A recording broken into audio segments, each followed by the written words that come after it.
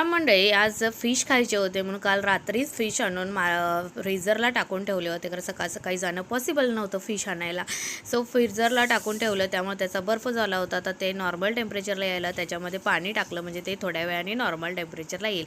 त्यानंतर जी घासलेली भांडी होती ती त्यांच्या जागेवर ठेवून दिली, जेणेकरून ते त्यांची जागा घेतील आणि गोटा क्लीन होईल. ह्याचं काय चाललंय? हां, हॅलो, कोण बोलतोय? कसं करा, कोण बोलतोय? त्यानंतर फ्रीजला मॅरिनेट करायचं होतं, तर मी इकडे पापलेट छान स्वच्छ धुवून घेतले. त्यामध्ये आलं लसणाची पेस्ट, चटणी, मीठ, हळद टाकून घेतलं. ते सगळं मस्त पापलेटला चोळून घेतलं. त्यानंतर त्यामध्ये लिंबू टाकायचा राहिला होता. लिंबू किंवा कोकम, आगळ किंवा चिंचेचं पाणी काही टाकू शकता. पण तेवढ्यात आला आमच्याकडे भरमसाठ असा मोठाच्या मोठा पाऊस, आणि त्या पावसाने सगळी माझी गॅलरी ओली झाली आणि मस्त वाटलं. पाऊस गेल्यानंतर इतकं सुंदर वातावरण बघून मन प्रसन्न झालं. फिश फ्राय केले, पण त्याचा व्हिडिओ शूट झाला नाही.